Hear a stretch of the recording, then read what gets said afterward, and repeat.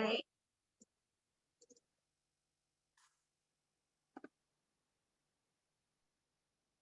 Awesome. Thanks, Alex. All right. So it seems like we can move on to begin Josh's presentation. So Josh, thank you so much for joining us. We're so excited to welcome you as a speaker this evening. So just by way of a little introduction, Joshua Lewin is the co-owner and creative director of Juliet, which is the first ocean-friendly restaurant in Massachusetts. And it's a very successful, delicious, and progressive restaurant that's located in Union Square in Somerville. So Juliet is part of Juliet and Company, and I imagine Josh might talk a little bit more about this, but that's a mission-driven collection of restaurants dedicated to excellence in cuisine and care and service to staff, community, and guests alike. So I can say that Josh and the staff at Juliet have just been so generous in their time with the OFR program. Josh personally has kept Juliet really involved in the OFR program. He's provided tons of materials for us to use to promote it. And he's even presenting today on one of his rare days off. So without further ado, let's give a warm welcome and some virtual applause to Josh. Thank you for joining us. Well, Caitlin, you pretty much just, I might need to redo the presentation. We'll see where we go. Let me see if I can get this sharing figured out. I'm trying to present from two screens so I can read alongside while I present it to you. I usually have a partner, Ariel or Katrina, to do that, but it's just me today, but I'll get it sorted out. Okay. Looks like you should be able to see that.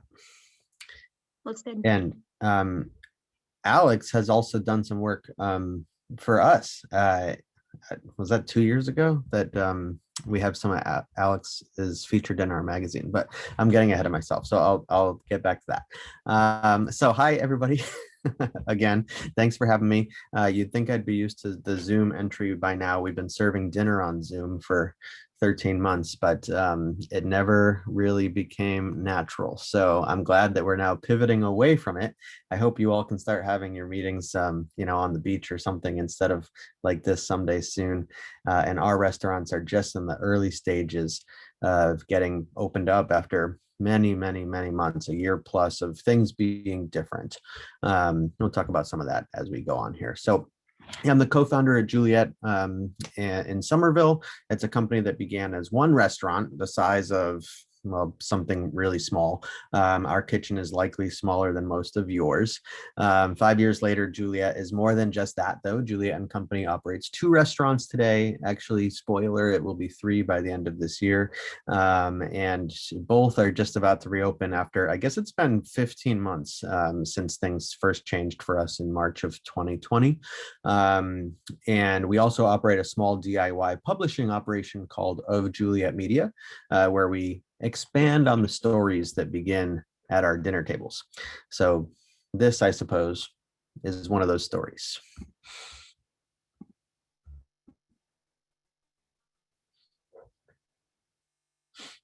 This is the Surfrider Ocean Friendly Restaurants launch party at Juliet in Massachusetts, not overall. And we were the first ones signed up.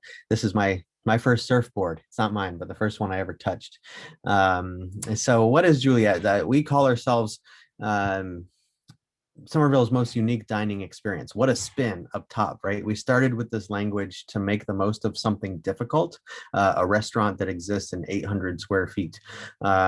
Something difficult, not so different than, say, surfing in Massachusetts, New Hampshire, Maine, New York in January.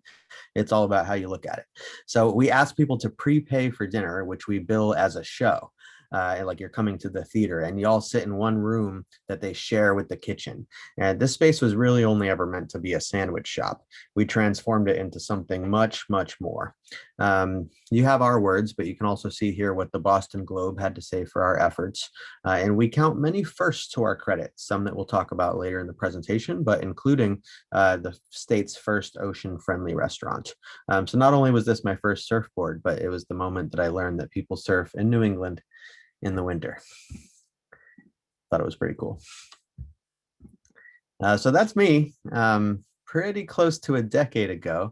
I was in the early stages of experimenting with the ideas that came to shape my career. Those include a lot of intention about the presentation of a product in the restaurant holistically. This picture was taken in the height of what bluntly I'll just call the chef worshiping days of the restaurant industry. For me, though, it was always a team effort, thinking about the way people experience their dining through not just how cool the chef is or what they do on the plate, but so many little details that are very important. It was always, always, always about all those people working together for me, and the idea that it could be so much better because of that. So this is a very early example, this photo, of the kind of thinking that led me to the narrative and dramatic aspects of serving our guests dinner. Katrina Jazier, that's my partner in Juliet and Company. We butchered this lamb together that you see in my hands here, and it became a hamon, quote unquote. Hamon, of course, is pork typically, but this was lamb. During a cooking class we taught in my basement kitchen during its off hours, she forged the hook that it's hanging on. You can see in my left hand. And these were mismatched little details in those early days, but they were the seed of something that grew into something very special, we think. And you can see a little bit of our history here, getting up to the point that we opened our restaurant in 2016. At the end of 2015, a very important question we started asking. We're having a lot of fun. A company exists. It's a hobby. Why would we do this instead of the jobs we already have? And that I would tell you about, but Caitlin already did such a great job of it. So this is an example, if you were to read along with me, of the sort of thing that will get better over time. We didn't open with this mission statement. We built this with our team a couple of years after opening, probably 2018. We developed this. We mean every word of this, but there are a lot of words here. So let me see if I can distill it down on the spot. I've been practicing this. So instead of this paragraph, here's my go. So the reason for Juliet to exist is to create intentional restaurant careers for anyone that wants or needs them, like I did. Anyone means anyone. There's no barrier to entry here: gender, race, economic demographic, or level of education. Full fair pay plus career opportunity are a right to our staff that we, the business owners, must budget and pay for. And at the end of the day, this is very important, our products and services, our show, are the best around. Our ideals do not take the place of that. So this became our why. There's a restaurant on every corner. Us wanting to was not a good enough reason for us to add another one. This is why we added another one. So, right, I forgot. We actually did distill this down once already. Great food, great jobs, great company. Here's our mission restated. We actually call this our bottom line, or our 4 bottom lines. We measure our company this way. Our food and other products, we use that term like a blanket. So anything that we make, we call great food, has to be objectively great. We measure it. The jobs that we create have to be great. We measure it. Company we use as a dual meaning. We are great company. You must love to be here with us. We measure it. And our company is great. Ultimately, it performs financially. All of this together is how we measure our success. In the previous slide, you saw the word other stakeholders. So this is just kind of another look at the practical detail of what we mean when we are working toward multiple bottom lines, not just the Wall Street bottom line of what's left over in cash after the end of the year. So we measure success by sustainable finance, but not at the expense of the staff experience in their work, including a full fair pay and career pathways, equitable work environments, and engagement and opportunity beyond the core responsibilities. That's a fun piece of the conversation that leads us to the media and the DIY aspects of what we do, as well as staff mentorship through their roles, developing managers and chefs from within our teams, as well as creating careers that don't require the management title specifically, that everybody's gaining career access. Community engagement, accessibility. We actually pre-pandemic, and we'll get back to this, we reserved 1 table every night for pay what you can dining. Juliet has a little bit of a reputation for being inaccessible in terms of price. We have other strategies for that. We serve an a la carte menu alongside our more frankly expensive menu. At a 20-seat restaurant, we have to pay the staff and pay the rent, so that the ticket price goes up. But we also carve out space that anybody can access that same experience, that those who can might pay quite a bit for. And community nights, which is a fundraising night that we have hosted Surfrider for in the past, as well as 20 or 30 other organizations over the years. And the environment, which is a big part of why I'm talking to you today. But again, back to our mission statement, ideals don't take the place of quality. Actually, if we were to allow that to happen, we believe it would actually be an opposition of our mission to build careers. We believe that anyone in our program should be developing their skills and their resume to be able to access and build great careers without us. They can leave. If they do, they should be ready to do great things. If they weren't learning to uphold objective quality, I'm not sure we would be working toward that mission. Not that we prefer them to leave, but we want to make sure that as a baseline, they're able to and become ambassadors for our training and our programs too. So it does come back to us in the end. So looking at here, that first Boston Globe review, this was the day that the staff got together. It was a holiday. I guess the date's probably on that thing. Oh, I guess it was the day after July 4th. So we had but it comes out early online. So on July 4th, we were reading this as a team. The first couple months we were open, we had some beer here, and we can't get away from the fried clams, or I think these might be oysters. We were also Bon Appetit Magazine's one of the best new restaurants of the year that year. So little interlude now, talk about the ocean in a general way. We have a history with this place, this ocean covering the entire globe. This particular piece of the ocean is in Cannes, France, where they do the big movie thing. And I want to take on a little tour. This is a place that represents the Juliet spirit, Nice. Well, technically this is Cannes, like I said, but it's a short commute if you've ever been there.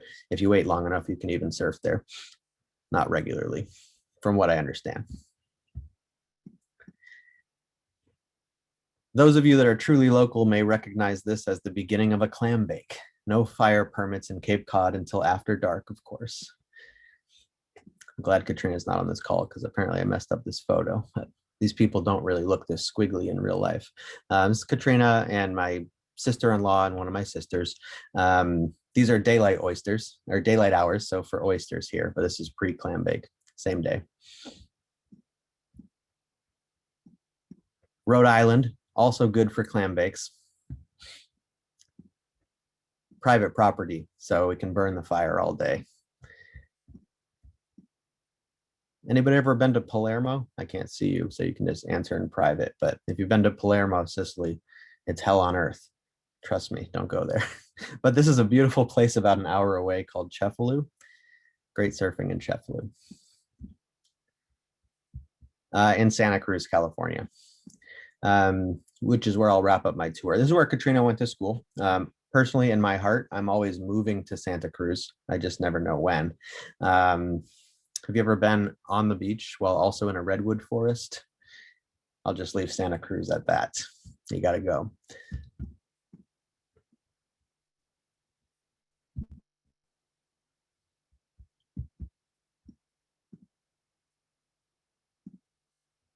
Sorry. There we go. It's not a clam bake when it's in California, but it's the same idea. It's Steamer Lane. Now back to business. So the oceans offer us a lot that we require for our business to operate, from the actual food on our plates to the visitors from faraway places, getting poetic with me, who seek out what we can offer them. I guess they usually come by plane. The retreat of their waters when we have time to dip into it. I've been involved with stewarding better purchasing to encourage a healthy relationship with our oceans for 12 years, long before there was a Juliet. It's been very, very important to me. I'm from here. Beautiful days of my childhood and my lifetime have happened around the oceans, learning to fish with parents and step parents and extended families and all kinds of formative moments. And around the oceans. So that was something that I latched onto early in my career. And this is just a couple of examples of what we do and what we're very serious about it. A lot of our ocean sourcing comes directly from, well, somebody named Larry. Larry fishes out of Scituate. All of our lobsters come from Larry. Plus, he'll give us a call with whatever else he caught that day, and we'll try to buy it. We have a holistic view of aquaculture. I don't know how closely any of you might follow restaurant trends, but going back, it's changing. But even 6 or 8 years ago, the idea of farmed fish in restaurants was something that people wanted to get away from, and the idea of it being wild was something that became what restaurants would charge more for. There was a legitimacy around wild exclusively, and authenticity around wild, and early on, I kind of was questioning that. And I had some really interesting conversations with people who are smarter than me about those choices, and taking a much more holistic view. So we enjoy the use of aquaculture when and where appropriate, which is often. When we are sourcing wild, we're looking for line caught and traceable options, unless they're coming from Larry directly, in which case those things are automatic. But when we do need to look outside of the small ecosystem, and and economic system of what him and our teams can do, and we book a private party, we book a wedding, we have a really busy weekend coming up, and we can't be dealing direct person to person, we're looking for that traceability, and we're having conversations with our wholesalers. Shellfish first, and lots of it. You see these oysters here, especially in Massachusetts, where we have this rich tradition of clam and oyster farming, but also some really interesting mussels from Chatham. I don't know if you know the story of Chatham mussels. I'm going to try to make that the last time I say I don't know when I can't look at you, whether you're nodding or not. But Chatham mussels off the coast of Cape Cod, a really interesting operation from the Chatham Shellfish Company. Some of you may have read in Edible Boston just recently this week that there's no mussels farmed in the open ocean in Massachusetts, or they might have even used the term New England, and that's actually wrong. I don't know where they got that information. There's some farms in Maine, and there's one in Massachusetts. And mussels are amazing filter feeders. Mussels are cleaning the environment. So that with the Chatham Shellfish Company, you have a group of individuals, and they've grown into a very large company. And one of their missions was to actually clean up some of what their long family farming and generational, fishing operations had done some harm to the environment. And they recognize shellfish as a way to actually not only save their economic, because the fishing was collapsing, so saving their economic position, but actually give back and correct some of what there, over the generations, maybe they weren't even directly involved. And it's been incredibly successful. The mussels are farmed, I think it's 2 miles off the coast and 50 feet below the water. You can't even see it. You could swim right over it. You'd never know you did it, but they're doing a lot of active cleaning around there. Local oysters, of course. Underutilized sources. The buzzword used to be trash fish. I don't know if they still use that. I always hated it. I don't like calling things trash. They're not trash. So this is the movement to serve you things, fish called like porgy and scup, and things like that, and we love that. And that gets back to Larry, our fish person again. Whatever he's got, if he's catching it, we love it when it's not cod, and certainly when it's not bluefin tuna. Get your bluefin out of here. This is my public service announcement for you. People feel differently about this. So you might go to a restaurant tomorrow and they're preaching sustainability, and they're telling you they have sustainable line caught Atlantic Massachusetts bluefin tuna.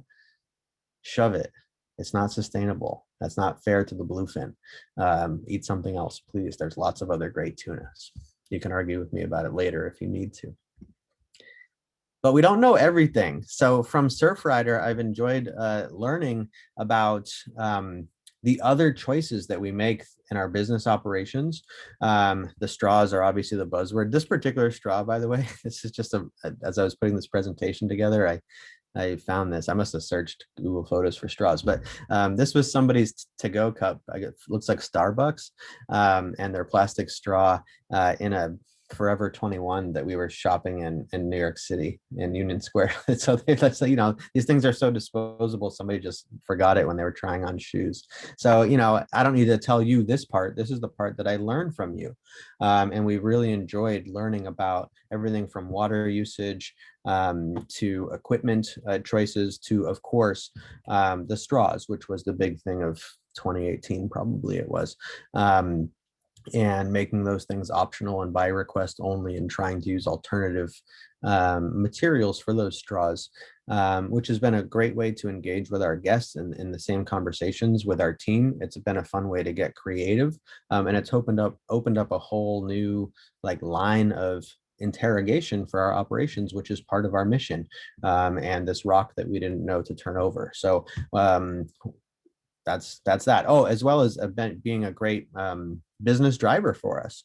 Some of you here on this call have been in our restaurants or in our media projects, and we often do hear that people have heard about us from Surfrider, people who are traveling, who are part of the Surfrider network, as well as 2 and 3 and 4 levels of connection deep. We hear it referenced all the time.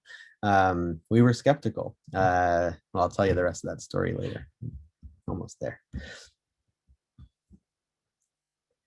So, of course, Surfrider also taught us about surfing. Katrina's from Santa Cruz, but surfing was brand new to me. So we learned that our neighbors and friends in Boston surf regularly, usually in the winter time, which is super cool. Really, really cool. And now we do it too. When I say we do it, like we've done it once, but we usually just go to Santa Cruz. But we've loved. I made Katrina take me for my birthday. But oh, sorry. So here we are, surfing in Santa Cruz versus surfing in Gloucester.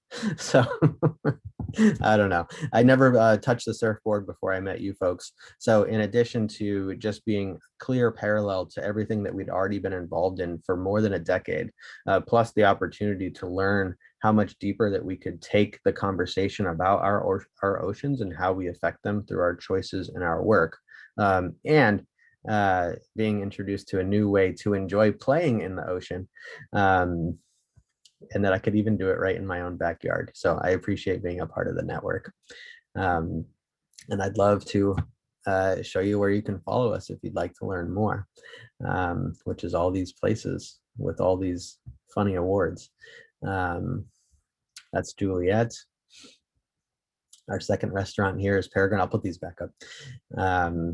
And our craziest little thing might be this media project of Juliet Media, where we take these stories and tell them forever and ever and ever, even throughout a pandemic. And on the next slide, this QR code should open up for you one of our Oceans editions of that magazine, which is now 3 years old. You can always read the newest issue for free on ofjuliet.com, but the old ones go behind a paywall. So if you subscribe for $1 a month, you can just read them anytime you want. Okay, that's the end of my ad. But this one will open up an old issue, which is largely oceans focused as well. I tested it, but you might have to get kind of close in the presentation. So thank you again. Happy to answer any questions if you folks have them. Hope the recording comes out great. I would love for you to use any piece of it, especially that part where I told you bring us customers to recruit membership in the ocean friendly restaurants. We've loved being a part of it, literally. It was really, really fun. Oh, so somebody doesn't have to remind me, I'll tell you the story. Katie Rosengren, our operations director, brought me the Surfrider opportunity. I don't remember if she was approached or if she saw it through your marketing. And I told her, like, Katie, we can't do this. Like, this is Surfrider. They're not here. They're in California. So I said, this sounds cool. I'll give it to Katrina. She'll get a kick out of it that Surfrider is now signing up restaurants to steward the oceans with them. But I said, no, you're mistaken. This is not for us. And I think I was probably, CCing, the Surfrider was on that message, and it was Jardana at the time.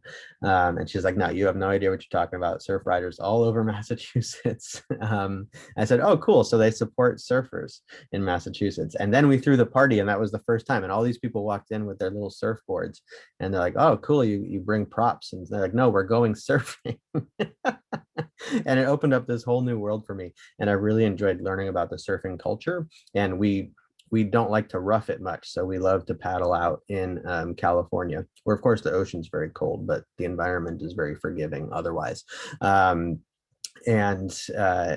also just so cool what you folks do here in the oceans that I grew up mostly clamming in and digging for oysters and swimming in, but not surfing in the winter.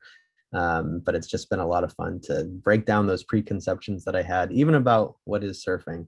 And we're always looking to break down those barriers and preconceptions and weird assumptions that we make about everything. So every time I look at a wetsuit or pull one on, it's a little reminder to me to not make any assumptions. And that's another thing I learned from you. So thanks. All right, mute's off. Round of applause. Here we go.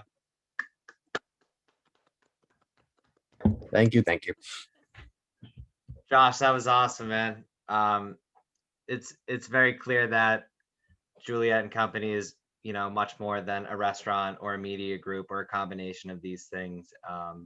And I'm a little bit floored right now, to be honest. Like, I knew this was going to be a great presentation, but you really killed it. And it was great to learn so much about Juliet. So thanks for being here. Yeah, for real. Yeah, you're so welcome. We're always looking for a chance to tell our story and put on a show. This one was a little outside the box, but I had a lot of fun. That was great. I'm sure we got to have questions from the group. Yeah, so I mean, everyone come off mute and let's open the floor up for discussion here. What's the wait list like? Yeah, so we have the two restaurants. Juliet opens for its first in-person dining. Well, sorry, we did outdoor dining last summer. Not this year, we lost our outdoor space, but the first indoor real prefix menu, the show is on the way it used to be 15 months ago tomorrow. Peregrine opened up for indoor dining over the weekend, but we've been open outdoor all throughout, including all winter. We could have come after a surf trip. You can surf in January outside and then come eat at Peregrine. So Peregrine, you can get a table at. We're doing indoor dining for walk-ins only right now. That'll change. We're just kind of slowly getting used to operating again. But we do have reservable space outside, plenty of it, and it's a beautiful time to be outside. And Juliet, like always, is filling up quickly. So right now, I'd say plan 2 weeks out.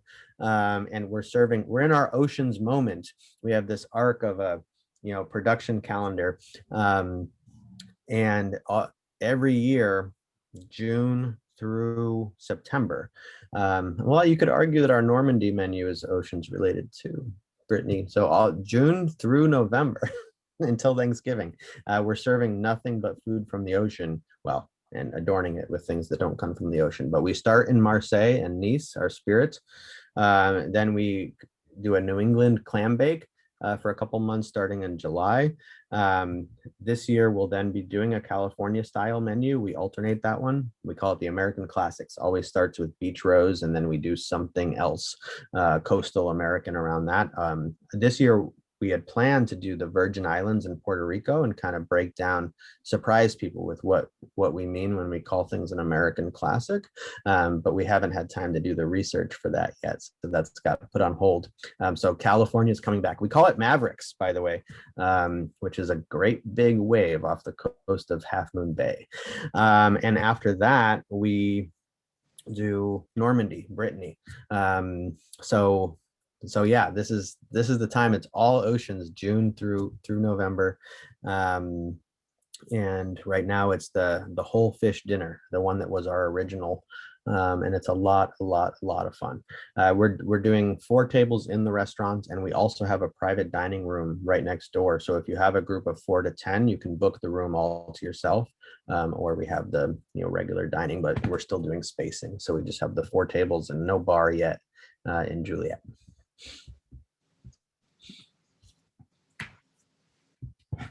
I'm curious about your experience as a restaurant owner through the pandemic.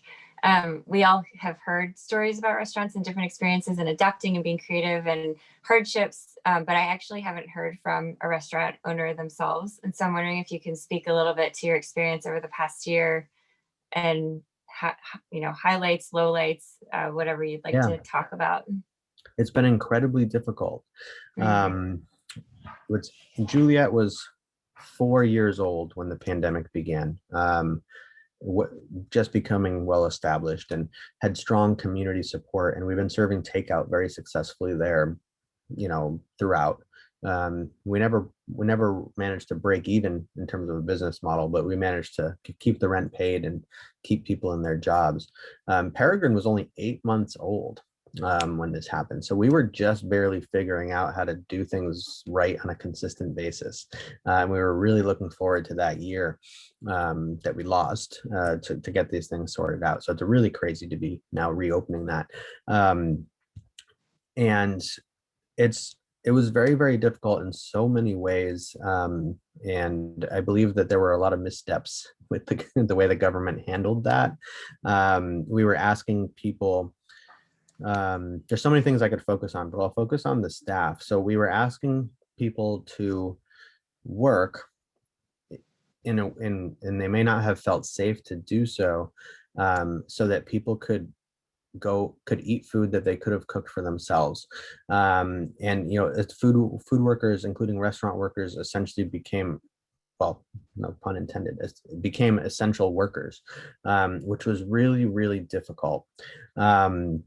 And we were asking them to work or not have an income, and then not have somewhere to live if they couldn't pay their rent. And there were some good government benefits for a while, but that was really confusing in the beginning of how to sign up. And then it got confusing about when it would end. And now it's confusing again, but that's a different story.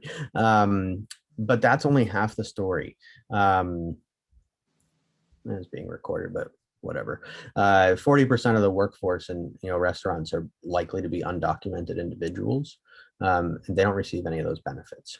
And they often live in without the same access to healthcare. They often live in multi-generational households. So the working age individuals are living with more susceptible individuals to COVID-19, and they're not receiving any benefits. Thanks, government. So that's a public health issue, and that's one that restaurants were asked to navigate and to do something about. So the way that restaurants helped the nation with that is they employed those people who couldn't access benefits, but those people may not have been in the safest conditions for COVID-19 spread in their households and in their families. So really, really like scary stuff that restaurants were asked to do, all while, so that's all affecting the staff, while neither of our restaurants operated anywhere near the black. So without a sob story, because eventually we did receive PPP funding, the payroll protection program, twice, and we did ultimately receive the final round of relief that came out 6 weeks ago or so. And that allowed us to remain open. So thank God for that. And the government, thank them for that. If you haven't yet, please call your legislators and ask them to refill it, because there's a lot of restaurants that still haven't received it. We were able to be prioritized because I'm a veteran and Katrina's a woman. And that was fantastic that they did that. And we're very lucky that they did that. Sorry, no context. They gave the first round of approvals went to businesses owned by people of color, by women, or by veterans. So luckily we were able to be a part of that, but there's a lot of businesses that still haven't received that. And they won't make it if they don't receive that. So just kind of crazy. Our government's used to bailing out banks and auto manufacturers and things like that. Half of all Americans will work in a restaurant at some point by common demographics. And about a third of those, it'll be their first jobs. That's a different conversation, but it's a very important part of our economy. So I'm glad they bailed us out in that way, but I think that they would have been incredibly wrong not to. And then just the general stress of doing something different than we've ever had to do before. Our restaurants don't know how to operate takeout, so everybody had to relearn that. They had to relearn that while interacting, wearing masks, while interacting with a public that didn't always want to wear masks. We were forced to be like the enforcement police about COVID policies, everything from the 90-minute dining limit to the mask wearing to the social distancing, to the requirement to order food when you're serving alcohol, and all kinds of stuff. And I could write a book with all the things that people perceived about us as a result of that. And then there was this crazy period of time where the owners, myself and Katrina, were trying to avoid being in the restaurant because we were trying to enforce spacing among the staff. And we quickly realized that that's actually a problem, because we're asking people who don't have the power in these situations to deal with these really nebulous and sometimes scary, not every day, but it only takes one to ruin a month, interactions with the public. So just like all these crazy decisions that had to be made as we learned to navigate it. We did lose some great staff. We lost most of them. Most of the staff that we lost, they moved. So a lot of them were students and they moved home because they could do school from home, save a lot of money, things like that. A couple changed careers, but our core staff remained in place. We paid our staff for a month when the pandemic first hit and we didn't know what was going to happen. So everybody stayed on payroll and they all wrote books and magazine articles and training. We'll get value out of that forever, but that was a tough call to make. And then we did do a optional layoff for people that wanted to take advantage of the enhanced unemployment benefits. And we went to work with those who couldn't, or who couldn't take the benefits because they were undocumented or because they had previous issues with unemployment, recently having been drawn or things like that. And we limped forward. And really long answer to your question. The experience is it changed every week for 15 months. And those are some of the highlights. I guess they're lowlights. There weren't a ton of highlights, except that we came out of it together and we came out of it having learned a lot. The experience of itself, I would say, though, was nothing but challenging. I really appreciate the long answer. It's very, very insightful. Thank you so much for sharing all that. Of course. And I don't mean to assume for a second that in every other industry that you do in your day jobs that you may have had similar experiences. I think it's just been immensely weighty for everybody. And we should all go surfing now.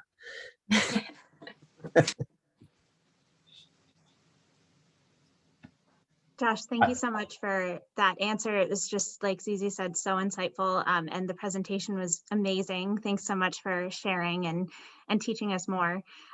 So I'm just so impressed and inspired by your commitment to social justice as an employer. It's honestly amazing to me to hear you talk about your employment philosophy and everything that you guys work so hard on. So I guess I was wondering, like, were there any experiences that you had kind of early in your career or early in your life that like instilled that philosophy in you? Was there something, or where did that kind of come from, your commitment to making sure that you were a fair employer and this social justice commitment that you have? Yeah, 100%. There's a couple of entry points into that answer. They're all important. First of all, I would like to emphasize that we get it wrong all the time. Not everybody who works with us agrees with how we do things or has a great experience. And I think there's this saying where they say, like, never meet your heroes. That one, I believe a slightly different one, and I teach it to our leadership, which is don't have any. We're all just people. So as soon as you have heroes, you have an issue, but I think you should meet all your mentors and you should question them and you should learn from them and also learn from their mistakes. There are no heroes. We're all just trying to make it. People have a tendency to think like, oh, because a company says they do good things, it must be a great place for everybody. And I just like to emphasize that we're learning every day. And yeah, I have been working in restaurants. I'm 36, I think. I've been working in restaurants since I was 15. So that's 21 years.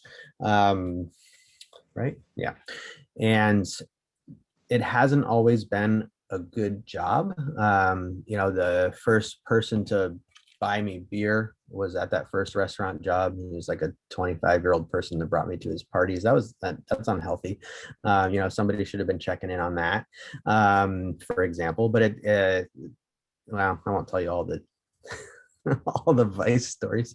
But there was a lot of just confusion about it when I said, which is really important to this answer, that a third of those people, those half of Americans who will work in restaurants at some point, a third of them being their first job, most of those people aren't adults. when it's their first job, and they're learning. They're learning things that they're going to carry with them into their school year after their summer job. They're learning things that they're going to take with them into their careers forever. There was, I forget who said it, but there was a politician, a female politician, on the ending of the Me Too moment, thankfully not the ending of the movement, but the moment that sparked it, who said something about like, yeah, in my political jobs and, on the Hill, like it's really nasty sometimes, and this is how women are treated. And she said, but it was easy for me because I had already worked in restaurants. So, well, that was a light bulb moment for me, but we were already on the road for this work at that time. But like, that's the idea of like, people are learning things that they carry with them, both that they will perpetuate and that they will internalize. But that's one side of the coin. The other side of the coin is I'm also a 4-time college dropout. Somehow graduated high school with honors, but and I don't know why that is, but I have trouble paying attention sometimes, and I'm not normal in all those ways, and it is what it is. And restaurants are a place where I have a career where before I was an entrepreneur, I was a well-salaried manager with no barrier to entry, no credential, only on the back of my work and my learning and my efforts.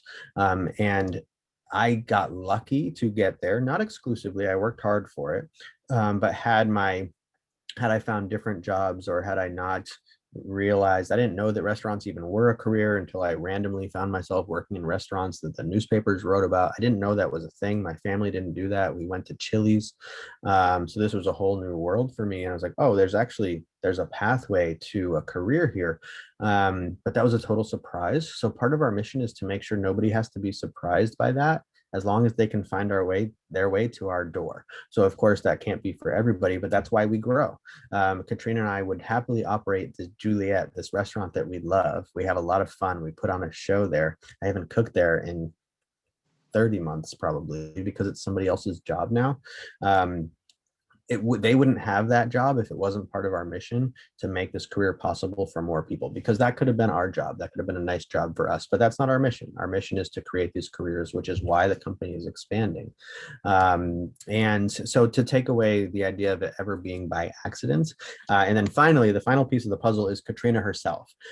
So these ideas were fermenting in my mind for years and years and years. We did away with gratuity, alternative minimum wages, which is the idea that a person working for tips can be paid $2.13 at the federal minimum wage. It's higher in Massachusetts. And Massachusetts is actually finally starting to take strides to close the gap between minimum and alternative minimum. I wish they would just do away with it. But we did away with it when we opened our company. I wanted to do that years ago before I had a company. Nobody wanted to listen to me. Our staff stays longer. Our staff is healthier. Our staff earns money in a more equitable way. We started as a minimum wage restaurant, full minimum wage. We became a $15 an hour minimum wage restaurant in 2019. So we have a company minimum wage of 15, the fight for 15, that national movement. We would like that to go federal. $15 minimum wage. We would love that. And we would like to scale our company minimum in line with that. We have incentives through profit sharing and through optional gratuities that people do leave. But our staff earns money in a base way, a full way, and a living wage way. Nobody wanted to listen to me about that before we had a company, but so one person did, and that was Katrina. So I've been in restaurants for 21 years. We met, that's a different story. Happy to tell you, do it sometime over fish tacos. But she's been in restaurants for just a couple years longer than she's had her own. So she was not a career restaurant person like I am.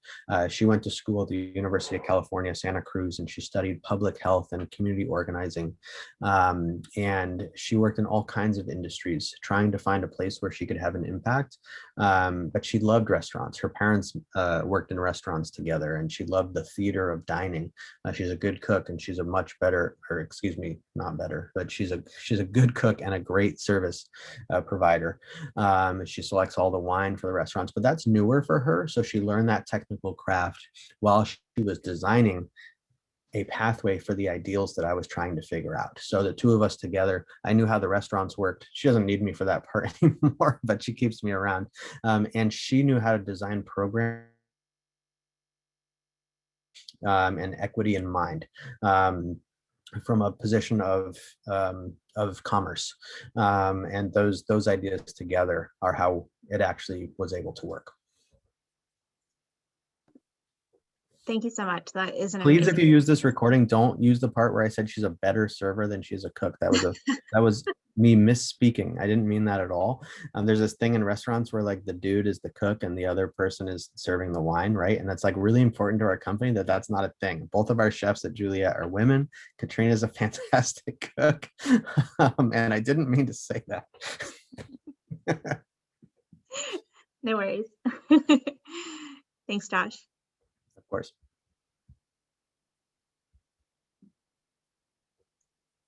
I got a quick question, food related. Like, I know you said that you've worked in restaurants for a long time, but was there like a point where you felt like you fell in love with food? You know, like you hear like a lot of people who work in restaurants and take their like craft of being a chef or cooking to like the next level, and where they really get to express themselves through their restaurants or whatever vehicle it is. Do you have like any defining moments that you kind of felt that way?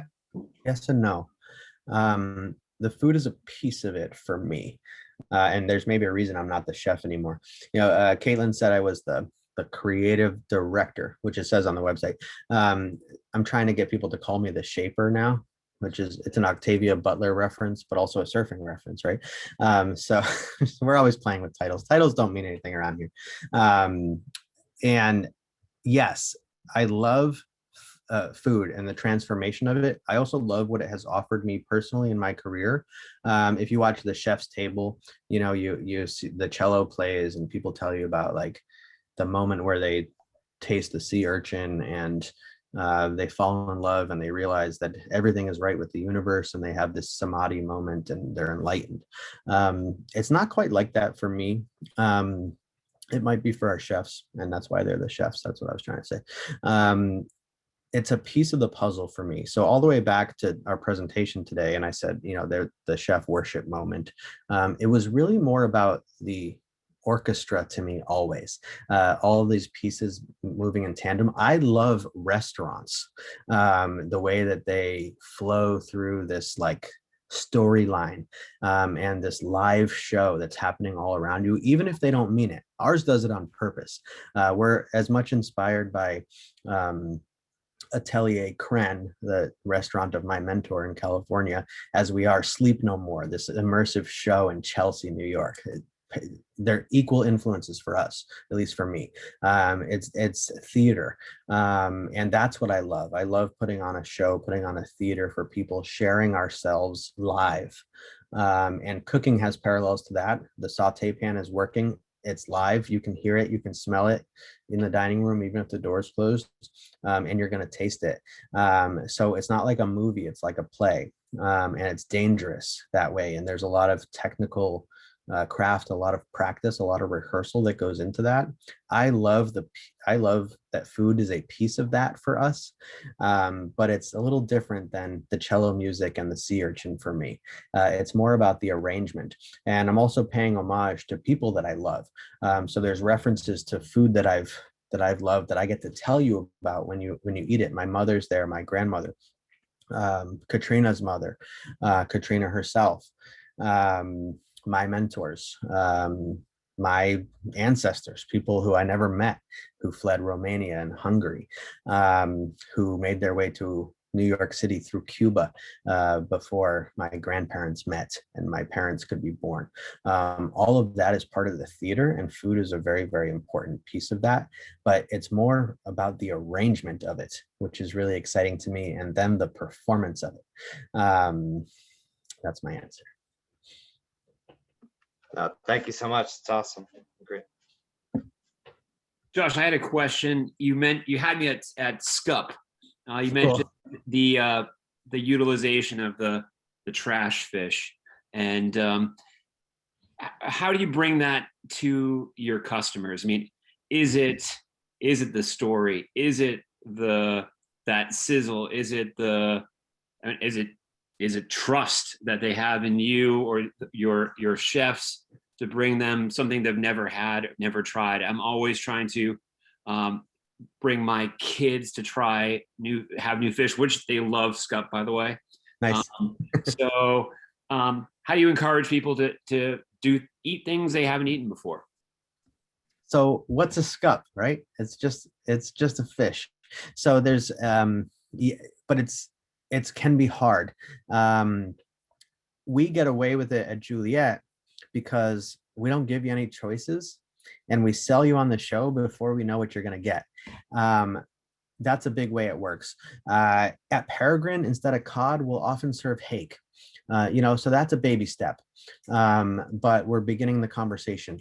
And how do you sell hake? Well, you tell them it's just European cod, which isn't really true, but it is in a certain really fun way. If they'll listen, you get to tell them this really fun story about how the Portuguese found the New World, hundreds of years before Christopher Columbus was ever here, and they didn't tell anybody because they were trading in so much cod with the natives that they didn't want anybody else to know about this place. And then they were salting it all. So all the cod in Europe became from the New World, and it was salted cod. If you get bacalhau in Europe, you're going to be surprised by its texture and its taste, because, especially if you're a New Englander. But they love hake, which they call merluza. So it's trust, and you have to wedge the door open. But now we have a story. Now we have a fun story, and now they're going to want to try it. But if you're trying to, it doesn't work in a takeout environment, let me tell you. So we're not selling a lot of porgy sandwiches through toast takeout. But then from a culinary perspective, they just don't know. So it's a strange word, but why do we love cod? Well, it's flaky white fish. Well, so is A, B, C, D, E, F, G, H, I, J, K, all the way down. There's so many of them. They're the same. There's not that much variability in fish from a culinary perspective. They look different. They swim different. They exist at different depths. Some of them are pretty ugly. In fact, some of the ones we love are the ugliest. Everybody eats monkfish now. But it's about being able to have a conversation for sure.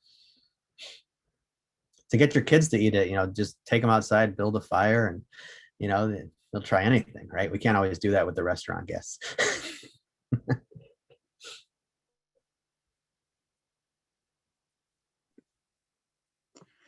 Josh, do you have any allies in the Boston area that kind of are going along with that mission of broadening seafood options and sustainable seafood? Yeah, there's quite a few. Boston's been big on that for quite a while, which is great.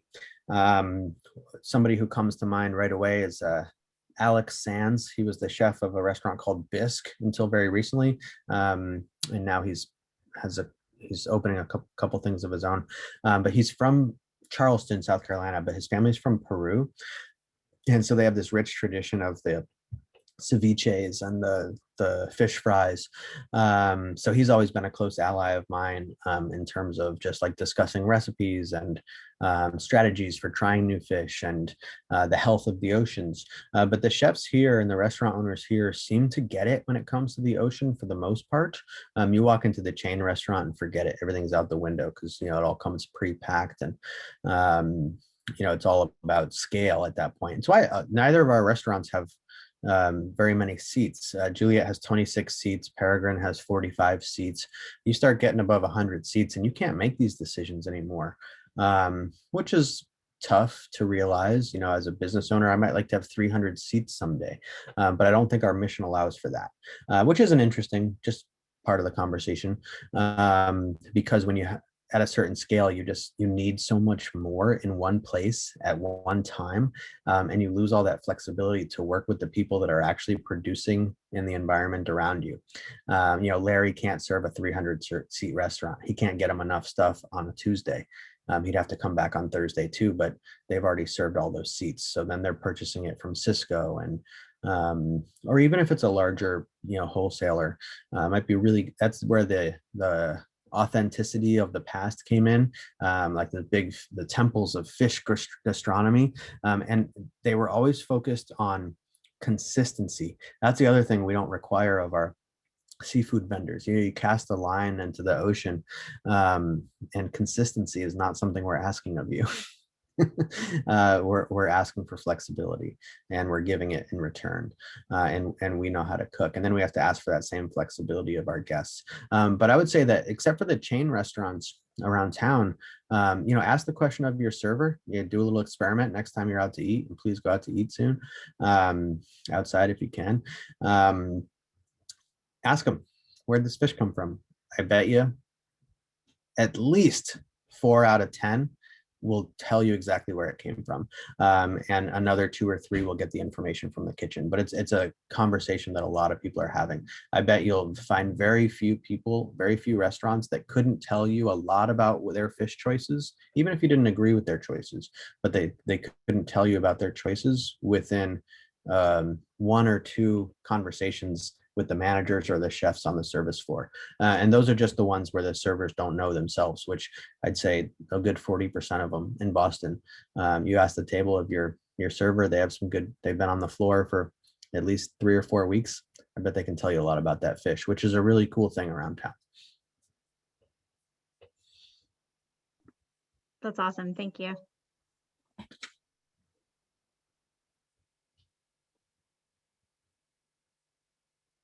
Josh, I'm really curious. What's your approach to spreading the word about the things that you're doing? As you say, you're not looking to be a hero. I totally appreciate that, even though you're doing cool stuff. And you also admit that you don't have all the answers, right? Like that's all really honest and true. But like, what's your approach to spreading the word? Do your colleagues in the restaurant industry, are they receptive to the sort of like alternative business models that you're working with? Do you just show it through like bottom line and resiliency and sales? Like what's the approach there in your mind? Yeah, Alex, that's a really great question. It's one that I don't fully have the answer to yet. At first, like we drew a couple lines in the sand when we opened, and we said Juliet stands for gratuity-free dining, respect in the workplace, career pathways as an expectation for entry-level work.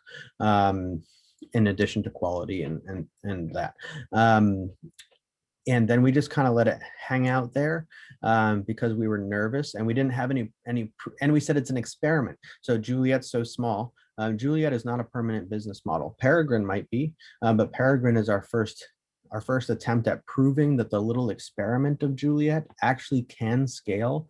And we know that it can, and we expected to have proved it by about now. We were going to do that whole year of 2020 where that was our proving year after 8 months of ramp up.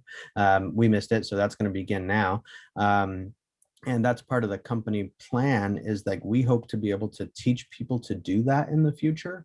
But we don't want to preach about something that we haven't proven. So we talk a lot about our ideals and with a lot of openness about how people might approach similar problems. And what we hope to be able to do in the future is to say, like, we have some proven strategies that we'd love to share with you in a very open way. So it'd be great if we could also be like consultants, right?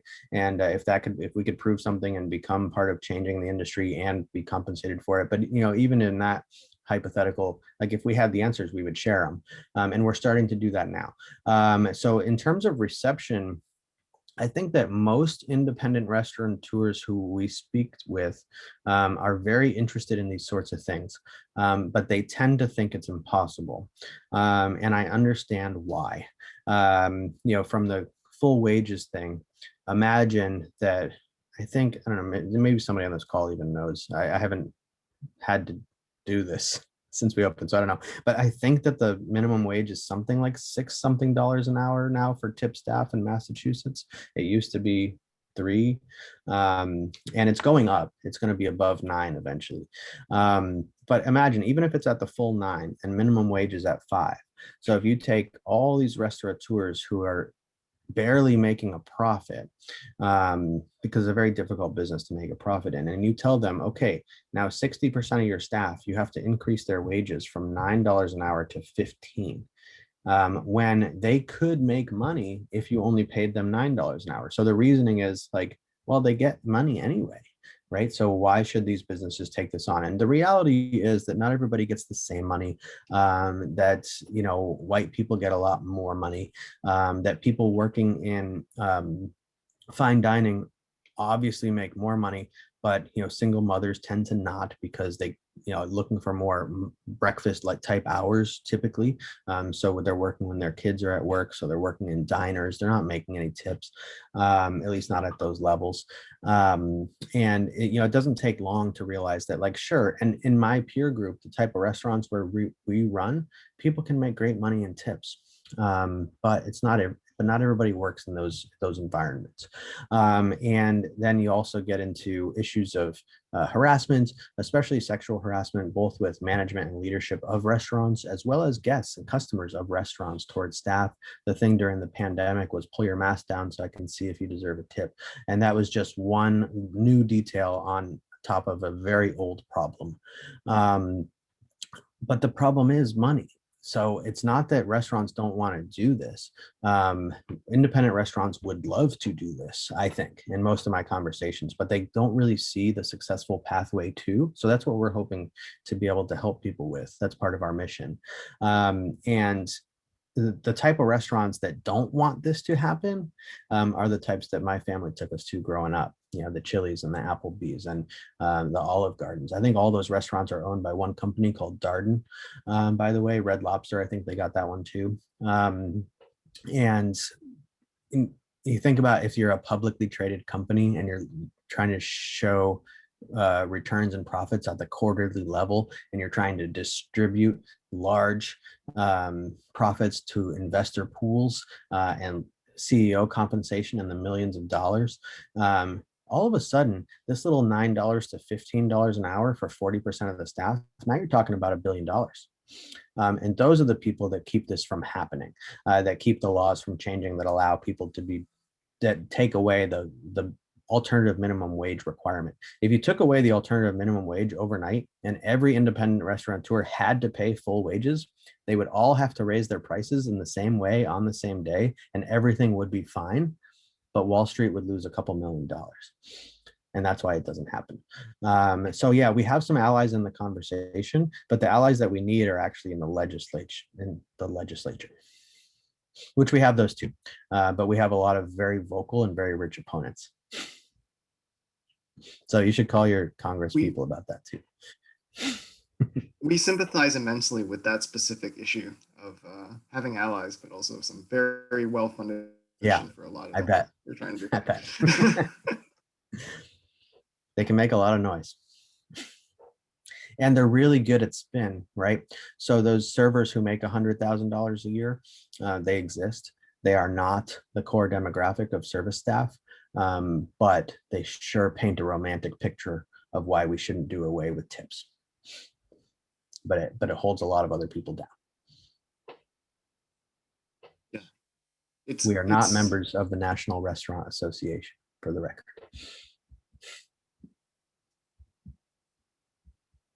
Josh, how do we join the revolution?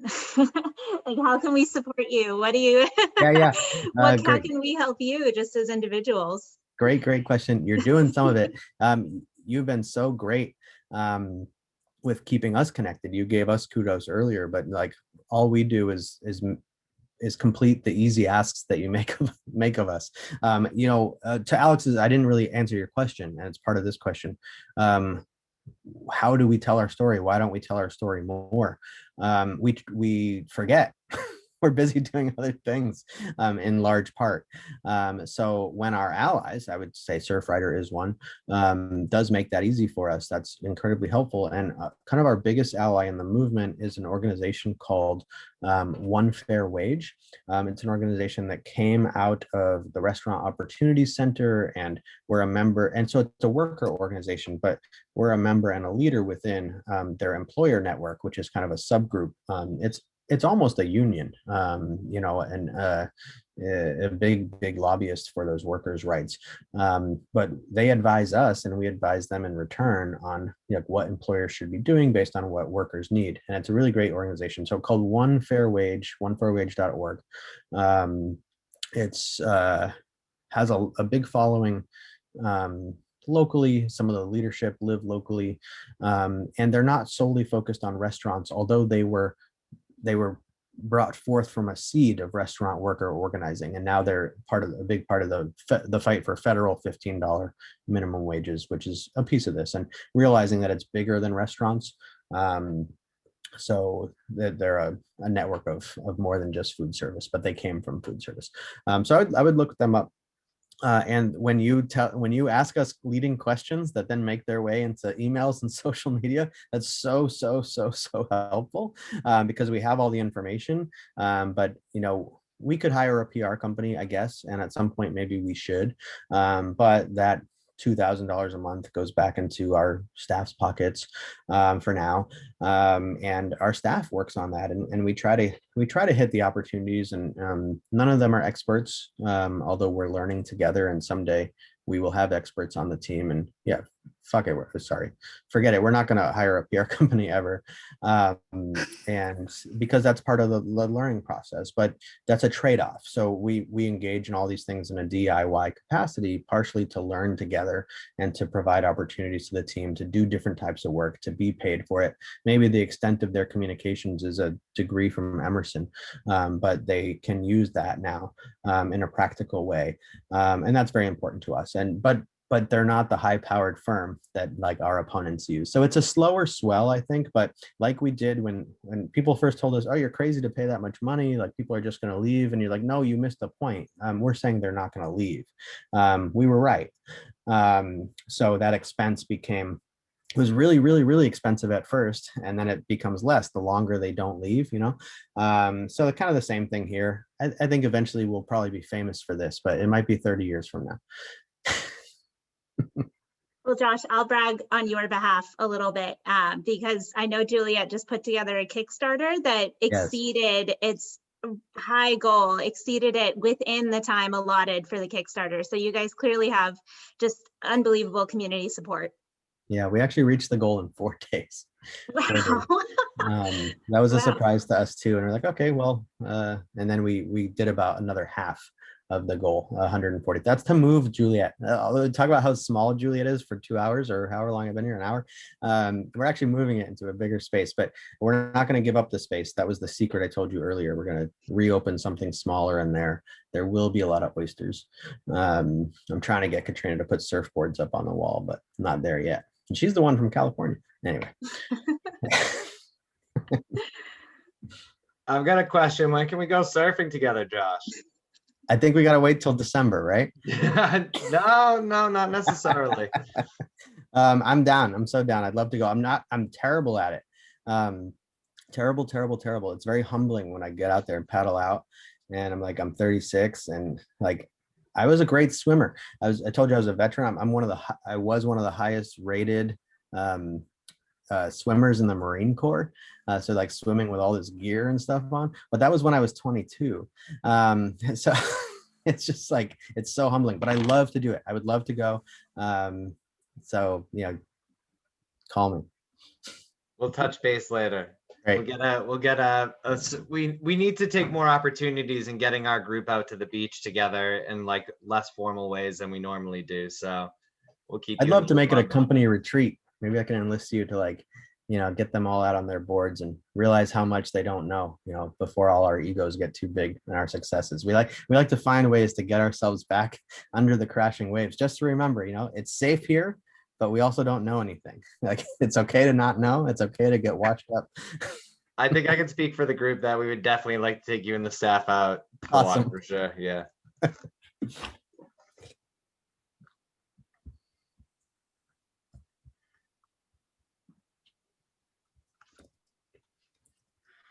All right, folks. Do we got more questions for Josh? Or Josh, do you have anything you want to add? I think I have done it. Okay. You've been a great group. This was a fun conversation. And I look forward to sharing it with our teams. I'm going to use this as training so that people will know more about our connection to Surfrider. Like I said, the company training or the restaurant training, you ask the server about your fish. I want to deliver this much information to our staff about our connection to Surfrider. So this will become part of required training to understand, why we have that sticker on our window. And I appreciate you giving me the opportunity to put it together. Thank you so much, we're- Josh. Yeah, thank you so It much. was amazing. Great. So yeah, it's so cool to hear from someone else who's like trying to build a movement as it's trying to take off. It's kindred spirits here, that for sure. Yeah, I feel for you. I know you take some knocks, but you do it because you love it, right? Worth it. Thank you, everybody. All right.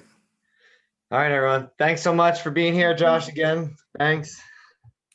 Wow, that was amazing. I don't know. I didn't even know this